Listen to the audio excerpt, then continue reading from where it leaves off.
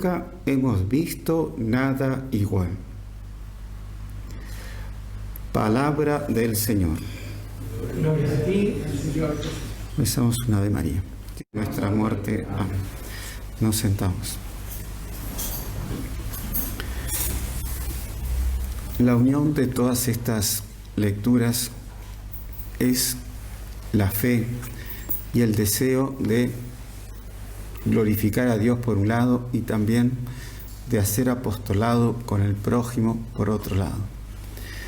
La primera lectura vemos que es continuación de la carta a los Hebreos, en que San Pablo muestra cómo al final de nuestra vida tendremos, con la gracia de Dios y la misericordia de Dios, tendremos el cielo, que va a ser nuestro reposo.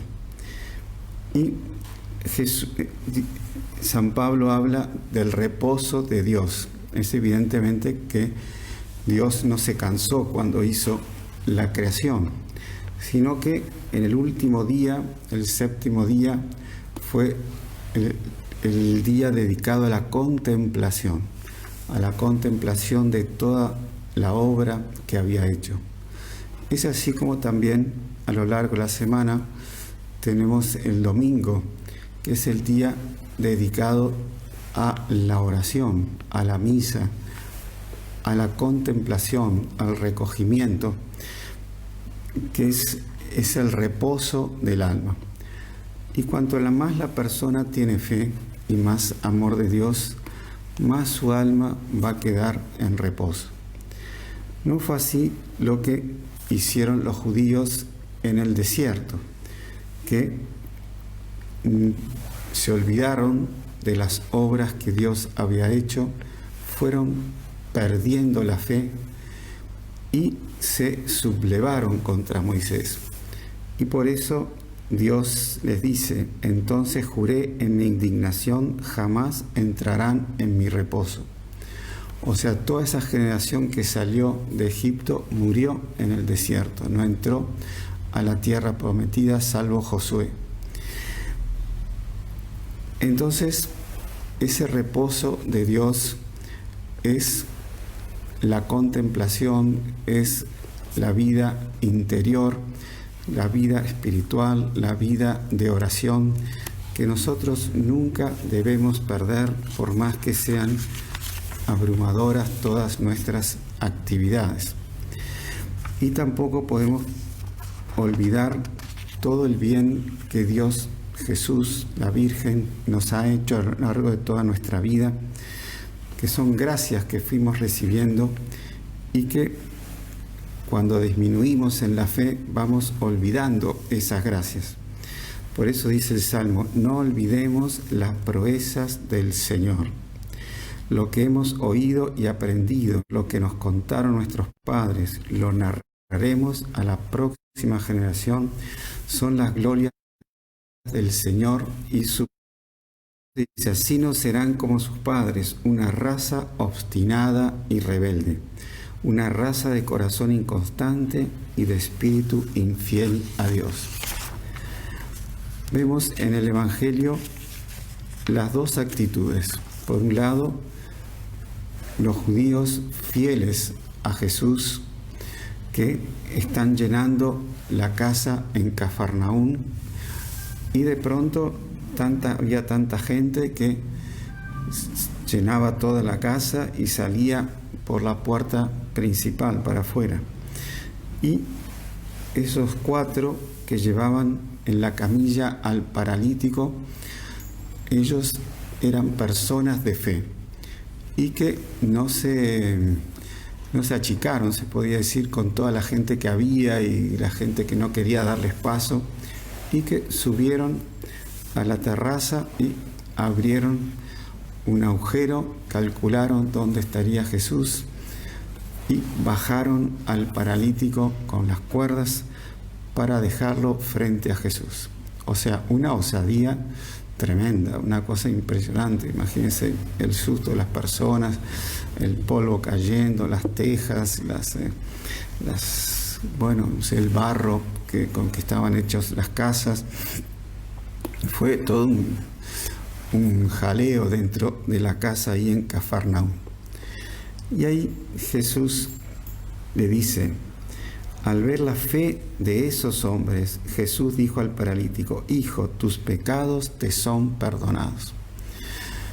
Y ahí se da la otra actitud frente a Jesús. Uno, llenos de fe, llevan al paralítico a que Jesús lo cure. Los otros, los escribas que estaban sentados allí, pensaban en su interior, ¿qué está diciendo este hombre? Está blasfemando. ¿Quién puede perdonar los pecados sino solo Dios? Ellos tenían razón, solo Dios puede perdonar los pecados. Pero no tenían razón en que no reconocer a Jesús como Dios. En el confesionario no es el sacerdote que perdona los pecados, sino que el sacerdote presta su laringe, presta su mano para dar el perdón de los pecados, porque el perdona los pecados es solo Dios. Lo mismo pasa en la consagración, no es el sacerdote que consagra, sino que es Jesús que está consagrando en la persona del sacerdote. Es un milagro tanto en la consagración como en la confesión. Es un milagro que se da siempre, en que Jesús perdona los pecados o consagra el pan y el vino. Entonces, Jesús, viendo los pensamientos de las personas, dijo al paralítico, levántate, toma tu camilla y camina.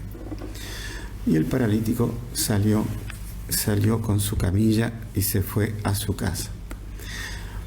Entonces vemos cómo esos brazos de los amigos o parientes de ese paralítico sirvieron para el apostolado y para llevar a Jesús a ese paralítico y no solo curarlo, sino también perdonarle los pecados. Hay un hecho muy interesante en la Segunda Guerra Mundial en Alemania. Como ustedes saben, Alemania quedó toda destruida y muchas iglesias destruidas. Y cuando en la posguerra empezó la restauración de una iglesia y encontraron que el Cristo principal estaba todo perfecto menos los brazos del crucificado. Entonces ahí hubo una discusión si lo dejaban así, sin los brazos, o restauraban los brazos. Entonces prevaleció la opinión de dejarlo sin los brazos y le pusieron abajo en alemán la siguiente frase: tus brazos son mis brazos. O sea, tus brazos, o sea, del fiel que está rezándole, son los brazos de Jesús.